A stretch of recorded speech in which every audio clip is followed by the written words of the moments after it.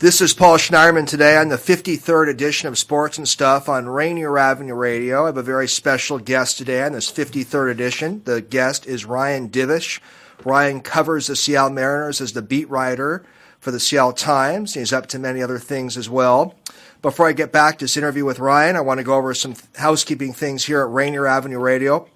I want to recognize my engineer today, Daniel Bellis. Daniel's also the host of Fresh Juice at Rainier Avenue Radio.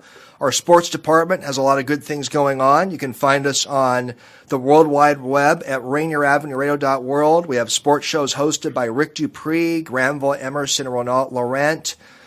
Masvita Marari hosts a show. Pat McCarthy and Masvita host a show on the Seattle Metro Sports Conference. So Masvita has two shows going on. Mark Bryant has a fitness-based show, and Juan Cotto and Mike Cobrisi host a show. So go to RainierAvenueRadio.world to listen to our sports shows, other shows. My show, Sports and Stuff, has been around since July 2017. You can listen to my archived interviews on my law firm website, plslawoffices.com or Mixcloud. And you can see my interview announcements on my Twitter and Facebook pages. Okay, Ryan, let me go back to you. Ryan Divish has covered the Seattle Times now since about 2014. Previously, Ryan worked for the Tacoma News Tribune, I believe, from about 2006 through 2013, where he covered the Seattle Mariners, UW football, and Tacoma Rainiers. Ryan grew up in Montana. He played college baseball at Dickinson State University in South Dakota. Mr. Divish has been frequently interviewed on various Seattle sports stations. He's the host of the Extra Innings podcast, and he has his great Sunday mailbag column in the Seattle Times, where he answers questions and gives great analysis about the Mariners and baseball. Nobody follows the Mariners like Ryan Divish does.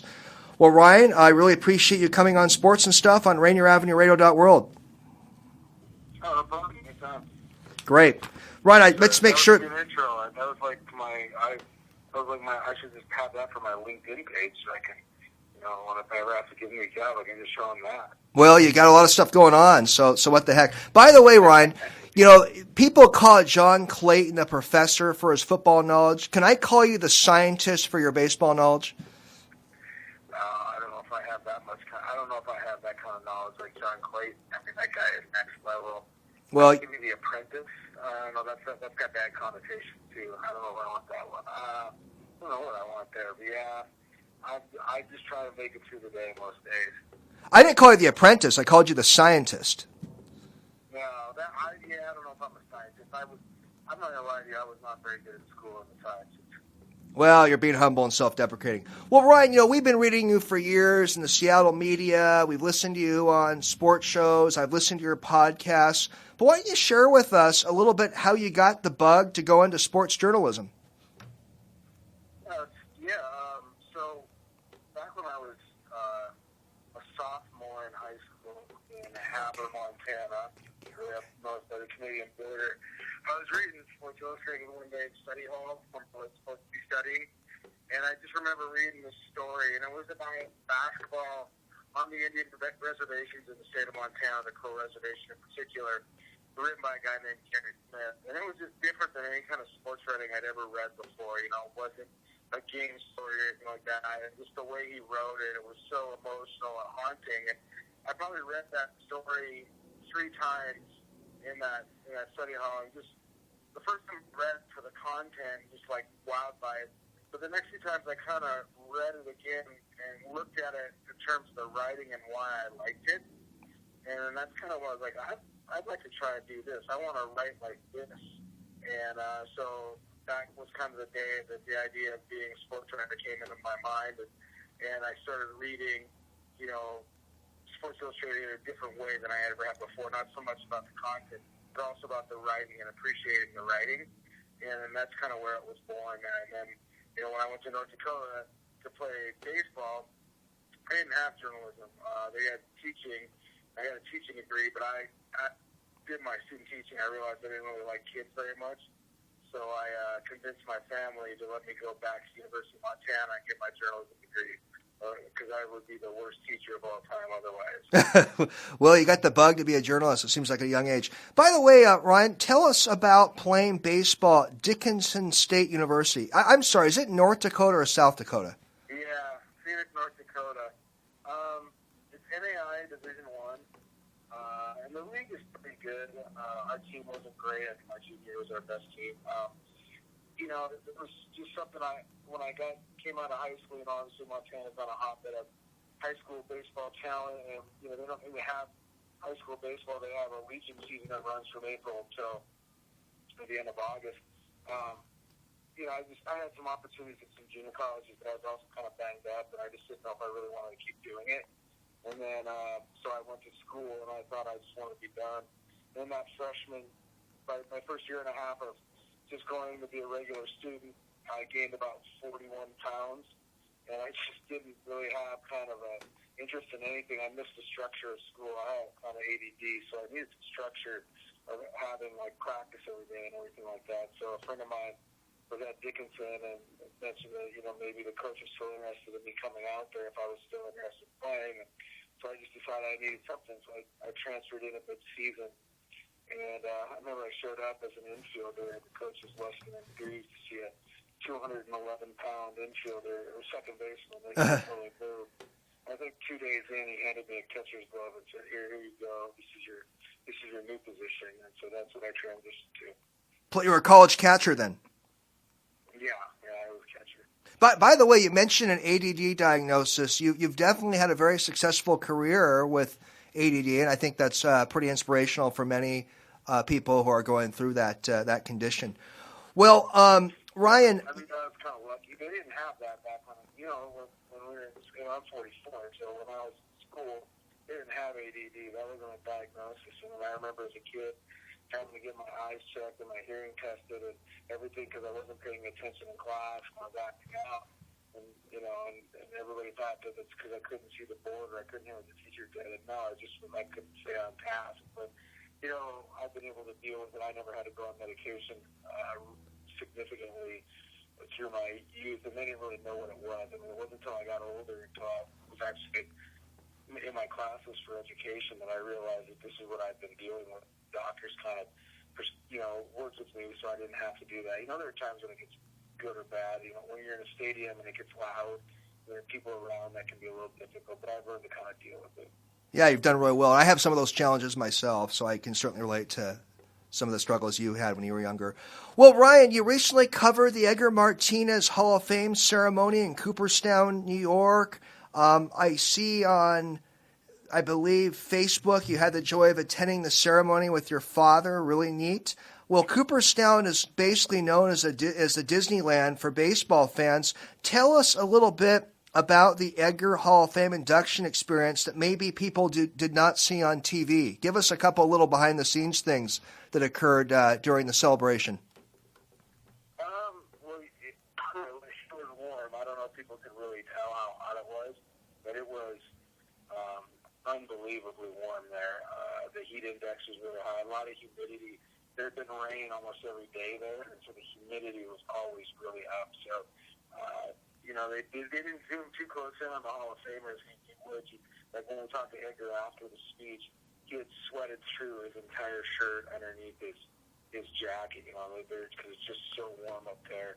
And wow. It was, you know, I don't know if they could show the number of people. I think they would say, 60,000. It just stretches back for miles and miles. I mean, Cooperstown is a town of about 1,500 people. So you're talking about a town that normally has 1,500, I think, 3 stoplights, and all of a sudden 55,000 people invade that city or that little place. So it can be a little overwhelming, like the traffic, the congestion. But it's the one thing that I think people don't realize, and it's very true. I know I talk to people about this. Is like when you get there, obviously you're representing the teams that they're there for, the player. You know, obviously there's Mariners sure. fans, Yankee fans, but it's a collective, just baseball experience. Everybody just talks baseball. You're not. There's no rivalries per se. You know, you're just happy to be there and talk about baseball. And everybody's kind of just this big community, and that's different. You know, you have all these factions throughout the season, like Red Sox versus Yankees, Giants versus Dodgers, all that stuff. But when you're in Cooperstown and the singularity of the Hall of Fame and all that it means, that really kind of knocks down those walls, and it's kind of cool to see.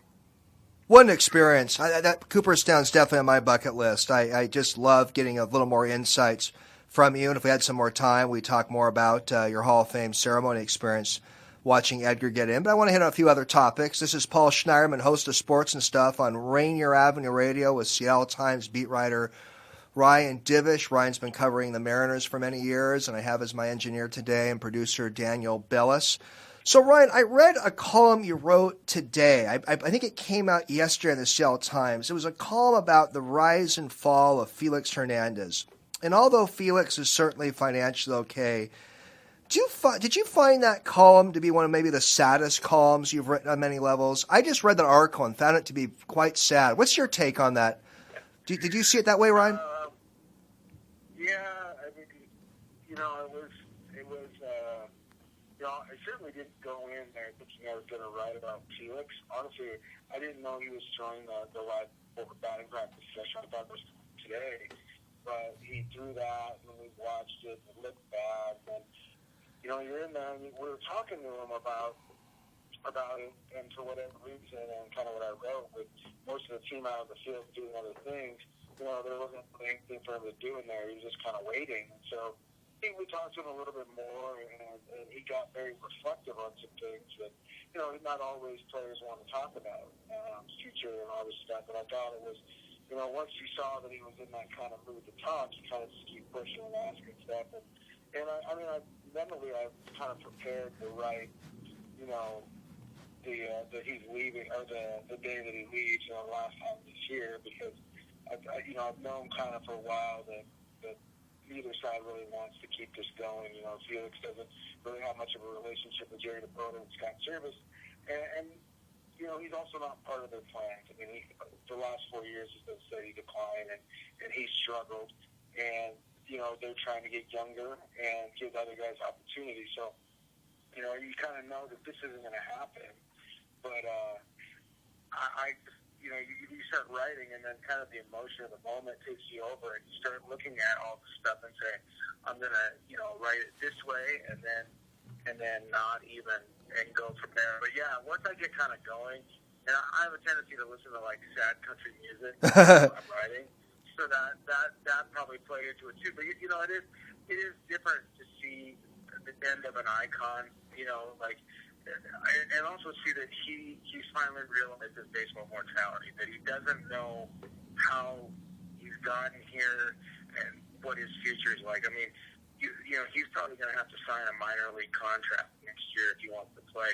And 5 years ago, that seemed like an impossibility. Right, right. It just, and so that's, and I'm already kind of mentally preparing to run about, the ups and downs. I mean, if you think, I've written so much about this guy because he has been the most fascinating player in Mariners history that I've covered.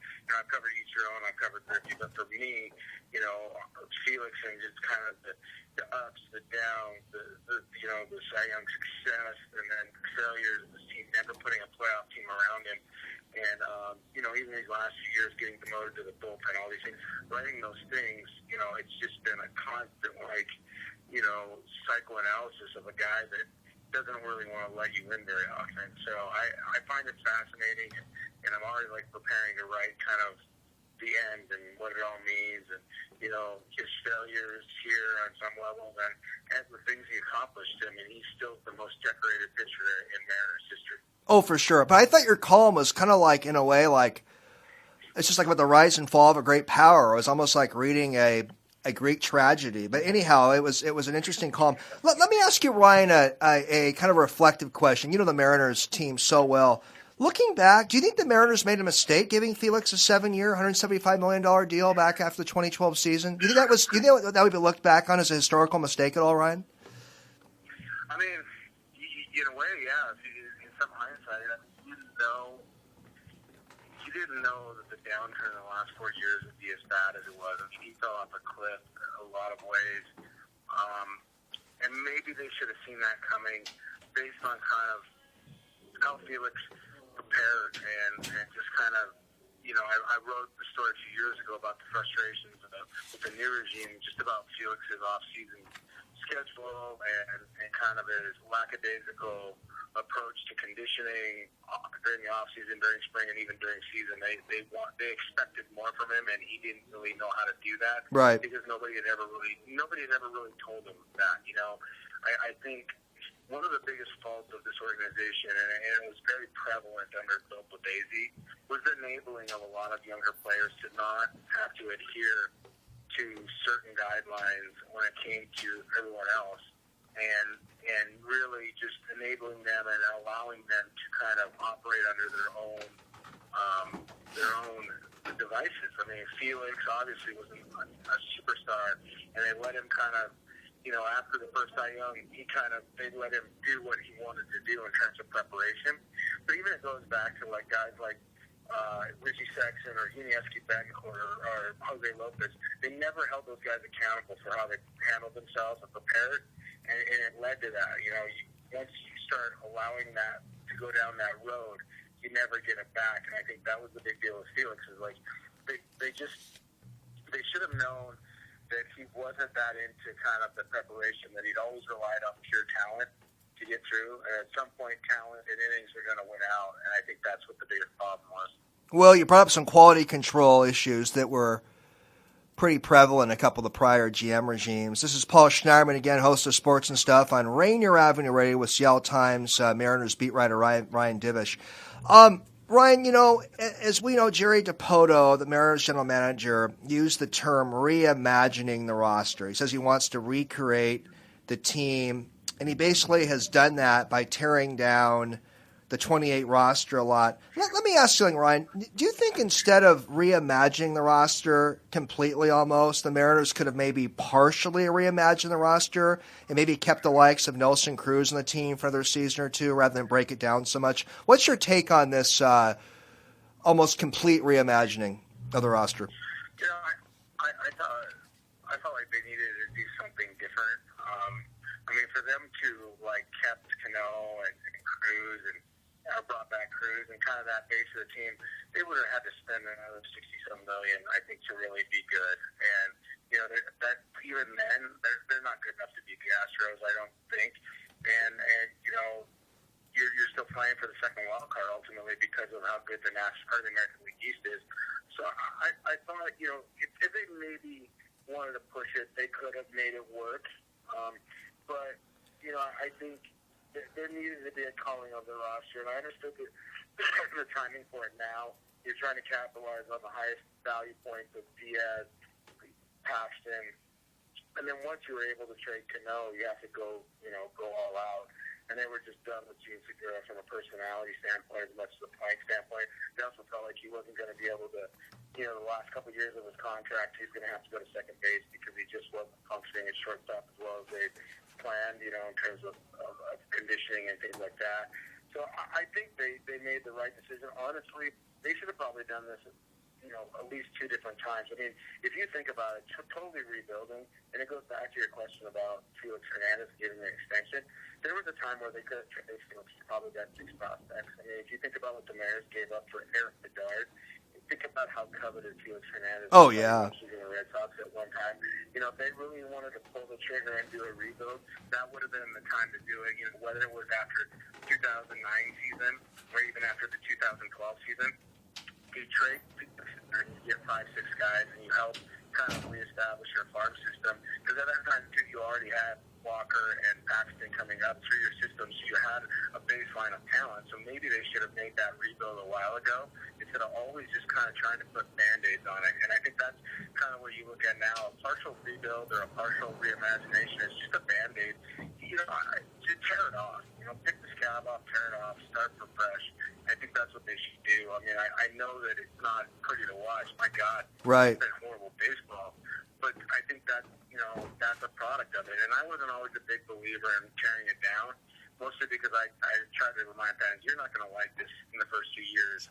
You always see the end point of where you want to get to. But I remember when I was there when the Astros were tearing it down and putting out a really inferior product and seeing what those games are like. And that's what we're seeing this year. Very true, very true. Well, I appreciate your analysis, and I think you've almost convinced me that maybe a partial reimagining wouldn't have worked so well. Speaking of trades, there's some thinking that that I've read a couple of your columns recently about Mike Leake and Dee Gordon, but there's some thinking that some baseball people have that this might be the best time ever to trade Vogelbach between now and July 31st. The Mariners may never see as much value for Vogelbach as he may have right now. Do you buy that at all? Not really, because, I mean, he's so limited. You know, he's barely a functional first baseman. I mean, they're using him out there. But for a National League team, you just wouldn't really want to do it that way. You wouldn't want to have to play him out there every day. So that knocks half the field out of it. And then really, how many teams are even trying to compete in the American League? What, 7, 8? I mean, that limits your field as well. I guess a team that maybe is at a rebuilding point like the Mariners, and they are trying to find a left-handed bat that they don't have to pay very much money for. It could be a foundational level piece. Sure, maybe that's it. But I just don't know. You know, I was looking. If you look at who's out there who would need players that fits it, maybe the Rays. You know, they could use a DH, but they kind of asked about it with Encarnacion earlier in the year. I think they prefer to have a right-handed bat over a left-handed bat. Well, it's definitely baseball drama between now and the 31st before the major trade deadline to see what happens, and we'll have to see what happens. So, you know, you mentioned something about a minute ago about teams that aren't playing very well, and, you know, baseball attendance has continuing to decline, and you look at the standings right now, Ryan, my gosh, I mean, some of these teams are like 80 games out of first place. I mean, you follow it more than I do, but I look at these, especially in the American League. What do you think, Ryan? Do you think that with so many teams trying to build down their current roster to try to get draft picks and improve their payroll, do you think this competitive balance issue is a factor in why baseball attendance is declining when you have some teams in major markets are just playing so bad? Do you see any connection with the competitive balance issue and baseball attendance declining? Oh, yeah, definitely. I mean, they're not, you know, when you have this many teams not putting a quality product on the field, people don't want to watch, you know, and there's a frustration level, and, you know, and you can only go so long. I mean, look at, you know, and even places like, you know, Pittsburgh and hasn't really completely invested. And they have an interesting team, but again, you're not seeing the fans there. There's, you know, even places like St. Louis, you know, was supposed to be baseball heaven and the best fans in the world. They're not selling out. Their crowd numbers are down as well too. I just think there is a fatigue of the losing, and I do think there's a fatigue of the pace of play in terms of the lack of action. And it's all home runs, strikeouts, and walks. I think also baseball is starting to price itself out and for no real reason. They're a $10 billion a year business. They have, you know, set-in contracts, their local contracts with their TVs help them as well. I just think you're pricing the average fan out. I mean, if you're talking about a family and you want to go to a game and get decent tickets, you know, decent tickets for a family of 4, you know, that's $200 right there. Oh, yeah. And then $200 there. Then you got to pay $25 to $40 to park. And then, my God, you got to take out a loan to get a beer or to get a hot dog, and if you buy a hat or anything. I mean, it's just you're not getting the average fan that just on a walk up. Hey, it's a nice day, let's go to the park, because it's such a major investment in money to just go one time a year or 2 times a year, and that's just ludicrous. I mean, it's just how much money do they need? You know, you look at player salaries and how much ownership is making. You know, the revenue sharing. I just don't.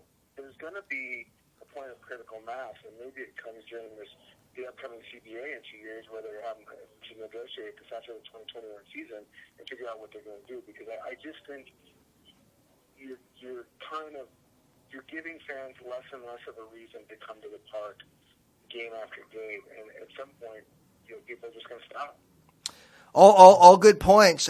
Just as a casual fan like me, I'm a pretty good fan. I don't follow it as close as you do, but I just see all these teams basically tanking, and it just seems like the product, all these teams so far behind, it just kind of raises some questions. You're charging major league prices for minor league product. Right. I mean, that's not really ideal. All these 4A kind of rosters. Well, Ryan, we just got a couple minutes left. I can't believe how fast these interviews go. So, Ryan, you follow the game really closely. And if Ryan Divish were commissioner, had the powers to change Major League Baseball, here's a couple examples. What would you do if any of these things? Would you limit mound visits? Would you maybe require pitchers to face at least 3 batters? Would you reduce time between inning and pitching changes? Would you change the shift rules? Would you want a shorter season? Would you allow batters to try to steal first base? Give me some Ryan Divish ideas on how you would reform the game of baseball. Well, I would make them stay in the batter's box more. First of all, hitters, Robinson, oh my God. I would enforce a pitch clock. Players can complain. I don't care. I've seen it work. It's not that prohibitive or intrusive. Players get used to it. You know, you have these kids. You know, they've had it at the minor league level for long enough now where they're all used to it. So enforce that.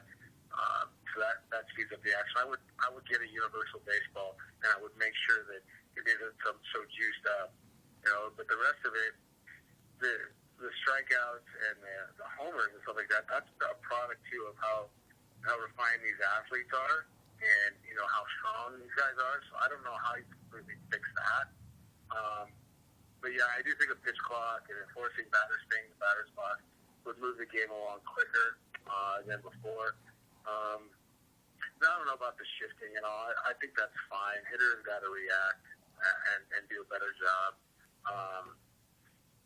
And yeah, that's about it. I mean, I don't look at the sandwich. I would have a massive come to Jesus moment with the umpires and their union and really go over some things, because I think the umpiring right now is at an all-time low. They're more combative than ever.